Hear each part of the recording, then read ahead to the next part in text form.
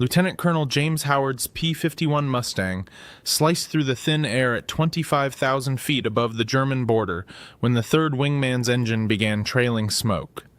The radio crackled with the same message he'd heard twice already. "Mechanical failure, turning back. Sorry, sir." That left Howard completely alone over enemy territory, one fighter escorting 60 B-17 flying fortresses carrying 240 men into the most heavily defended airspace in Europe, January 11th, 1944. His entire escort had just evaporated. Then he saw them emerging from the clouds to the northeast. Black specks that multiplied as he watched. 8 German fighters, 12, 20, more appearing from the south. Howard counted quickly, his stomach sinking. 30 FW-190s and BF-109s forming up in perfect attack positions, an entire fighter wing about to tear through undefended bombers. Every tactical manual said the same thing in this situation. Break contact. One fighter cannot defend against those odds. Survive to fight another day. The mathematics were brutally simple, but the bombers were at the initial point. Bomb runs beginning, unable to turn back now. Breaking contact meant watching 240 men die in the next 10 minutes. German cannons would shred them. The German formation rolled into final attack positions, 3 minutes from firing range. Howard checked his fuel gauge, maybe 40 minutes of combat time remaining. His ammunition counter showed 1,880 rounds total, enough for perhaps 6 targets if he was lucky, not 30.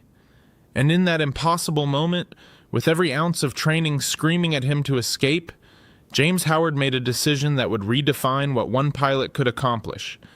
He pushed his throttle to the firewall and dove straight at the entire German fighter wing. By January 1944, American bomber crews over Germany were dying at rates that made survival seem like pure luck. Without fighter escort, crews had a 25% chance of completing 25 missions. 3 out of 4 men would be shot down before finishing their tour. The previous October, Schweinfurt had cost 60 B-17s in one day, 600 men dead or captured. The psychological toll was devastating. Everyone knew the statistics. The P-51 Mustang was supposed to solve that problem, capable of escorting bombers all the way to Berlin and back. But the doctrine assumed multiple fighters working together. Nobody had written procedures for one pilot against 30. Before we continue, I'd love to know where you're watching from and what you know about James Howard's impossible mission. Drop a comment below and let me know if you'd heard this story before. And if you appreciate this level of historical detail, I hope you'll subscribe to the channel. Howard wasn't a rookie pilot making a desperate gamble without understanding the odds. At 30 years old, he'd scored 6 confirmed kills flying with the American Volunteer Group in China. He understood energy tactics, altitude advantages, and how to exploit speed. He also understood that 30 German fighters could kill him in seconds if he made one mistake. His plan was brutally simple. Dive through their formation at maximum speed. Disrupt their attack, make them react to him instead of focusing on the bombers. Howard rolled inverted and dropped toward the German formation. The airspeed indicator climbed past 400 miles per hour as his Mustang screamed through 15,000 feet. His vision narrowed from the G-forces. The lead FW-190s were lining up on the B-17s when Howard opened fire. All 650 caliber machine guns erupted simultaneously, 2,000 rounds per minute combined. The tracers walked across an FW-190's fuselage, shredding the tail section. The German fighter rolled away trailing smoke and glycol. The formation scattered. Howard had bought maybe 30 seconds. The German pilots reformed with professional efficiency. Years of combat experience showing in their coordination. They split into 2 groups. Half went after the bombers, half came after Howard. This was the nightmare scenario Howard had known was coming. He couldn't defend the bombers and fight for his own survival simultaneously. Every second spent evading attacks was a second the bombers were vulnerable. Howard chose the bombers. He pulled into a climbing turn and dove back into the Germans, attacking from the front. Another burst. Another FW-190 breaking away with battle damage. Tracer streaked past his canopy, close enough that he could see the smoke trails. A BF-109 was on his tail, closing fast. Howard snap-rolled right, reversed hard left. The Messerschmitt overshot. He fired point-blank range into the cockpit. The BF-109's canopy shattered, but 15 more fighters were still coming, and his ammunition counter was dropping fast. 10 minutes into the fight, Howard realized something crucial about the German pilot's behavior. They were fixated on him, one P-51, causing chaos in their carefully planned attack. Instead of ignoring him and pressing their overwhelming numerical advantage against the bombers, they kept trying to kill him. Howard understood immediately what that meant. He wasn't trying to shoot down 30 fighters, an impossible task. He was trying to be so aggressive, so unpredictable, so dangerous that the Germans couldn't ignore him. Every time they reformed to attack the bombers, Howard dove into them, forcing them to react. Every time they engaged him directly, he used his speed advantage to escape and reposition. He was fighting for their attention, not for kills. The tactic was working better than he dared hope. German fighters were breaking off bomber attacks to chase him. Formation discipline was degrading as individual pilots got frustrated. One P-51 was disrupting an entire wing's operations through sheer audacity. The psychological effect was as important as the physical threat. They couldn't believe one pilot would keep attacking. 20 minutes into the fight, Howard's situation was deteriorating rapidly. His ammunition counter showed less than 800 rounds remaining, maybe 5 seconds of firing time total. His fuel gauge was dropping toward the critical zone where he'd barely make it back to base. And more German fighters kept arriving, drawn by the radio chatter about one crazy American attacking an entire wing. He counted 35 fighters now circling the bomber formation. The B-17s had dropped their bombs and were turning for home, but friendly airspace was 200 miles away through hostile territory. Howard could feel exhaustion setting in from the sustained high-G maneuvering.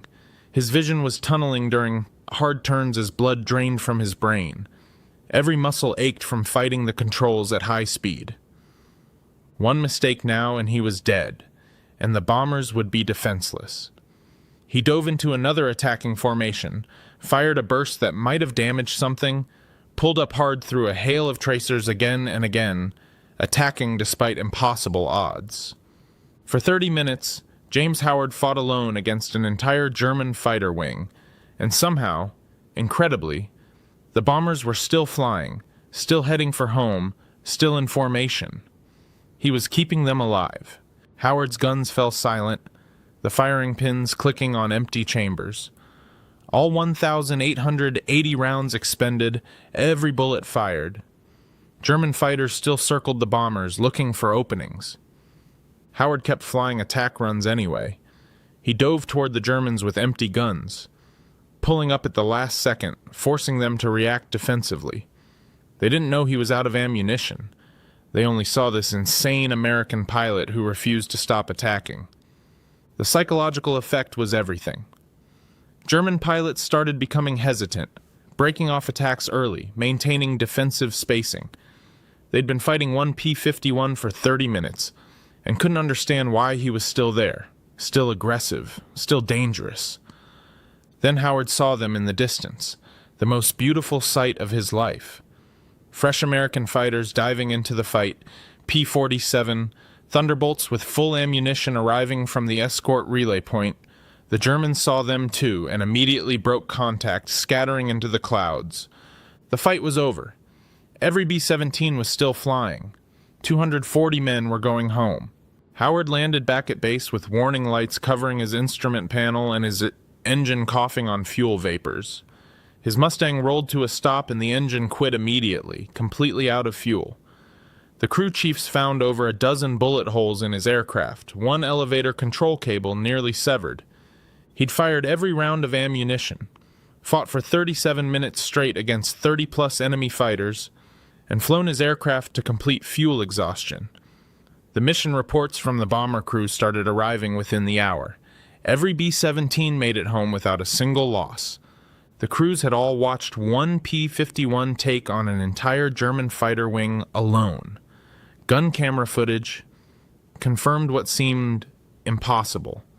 Enemy radio intercepts showed the German pilots' confusion and frustration. Howard had single-handedly defended 60 bombers against overwhelming odds. The reports reached 8th Air Force headquarters by evening. Commanders read them twice, certain there must be an error, but every source confirmed the same incredible story. 3 months later, General Henry Hap Arnold presented James Howard with the Medal of Honor in a ceremony that made national headlines. He was the only fighter pilot in the European theater to receive America's highest military decoration. The citation read, "Conspicuous gallantry and intrepidity above and beyond the call of duty." Howard had scored at least 4 confirmed kills that day, probably 6, and damaged several more. But the kills weren't why he received the Medal of Honor. He got it for staying, for fighting impossible odds when doctrine said to retreat, for choosing 240 lives over his own survival. The mission became legendary in fighter pilot training programs. Instructors used it to teach initiative under pressure and decision-making when the manual provides no answers. The lesson wasn't attack 30 fighters alone, an obviously suicidal tactic under normal circumstances. The lesson was understanding when the impossible becomes the only option that matters. When protecting others outweighs protecting yourself. When doing what you're told means watching people die who you have the power to save. Howard survived the war and returned home, rarely speaking about the mission that made him famous. When asked, he'd downplay his actions with characteristic modesty. "I did what needed doing. Any pilot would have done the same." But not every pilot would have. Most would have followed doctrine, broken contact, and survived to fight another day. That's what training demanded, what common sense suggested, what every instinct screamed. Howard understood something deeper than tactics or survival. The 60 bombers he defended flew 53 more missions that year, their crews completing hundreds of combat hours, all because one pilot refused to abandon them when his wingmen failed. Modern fighter doctrine still studies Howard's mission, not for the tactics which were, obviously, desperate improvisation, but for the decision itself.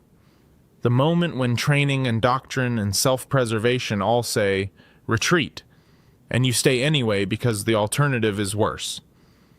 That's what the Medal of Honor recognizes, not the technical skill or the kill count. The choice to fight when fighting seems impossible, to protect others when protecting yourself would be easier. James Howard made that choice at 25,000 feet over Germany on January 11th, 1944. 240 men came home because of it, and the story of one pilot against 30 fighters became a lesson about courage that outlived everyone who fought in the war that created it.